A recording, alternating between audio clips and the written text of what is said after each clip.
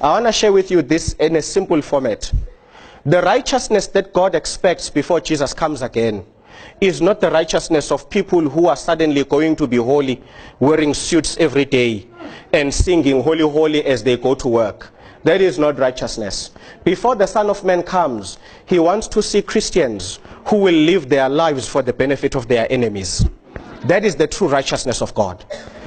Not for you to walk around preaching Jesus is coming, and you don't want people to touch you because you are trying to be holy. That's not righteousness, that's being a legalist. But what Jesus is expecting in the last days is righteousness. People think the righteousness God expects in the last days is for us to suddenly know the meaning to all prophecies. That is not righteousness. You will burn in hell with all your knowledge of those prophecies. What God is looking for in the last days are people who, while they study the prophecies, they look forward to Christ living inside of them, practicing what Christ practiced while he was still here on earth. This is the message of Jeremiah 29. Stop being righteous in your own sight. Go out there and do good for your enemies, just as Jesus did good for his enemies. You want to know what is righteousness before God? It is for you to not eat that day because you gave your lunch to a poor man. That's righteousness. You are busy fasting, telling us Daniel fast, this fast. All of those fasts are not even in the Bible. It's inventions of people who want to look smart. There's no such a thing as a Daniel fast. He ate. That wasn't fasting, he ate. He just ate veggies. Busy telling us in a Daniel fast. What Daniel fast? Where is it in the Bible where you are told it's a fast? That's not righteousness. Go to the book of Isaiah. God tells you this is a true fast. Then you give your food to the poor. That is a real fast. To just sit at home kneeling, praying, oh God, you haven't fasted. God is looking at you saying, you hypocrite. You come to me starving, thinking you're starving impresses me. I don't need you to be hungry to hear your prayers. If you want to impress me, take your food, go to the robot, give to that man.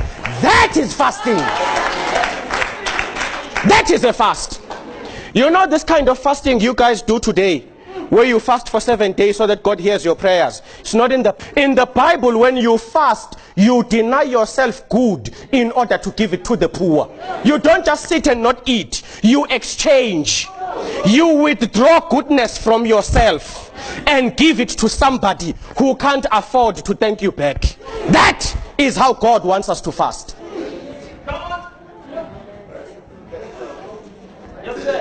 In the last days, God is not looking for people who know how to keep the law.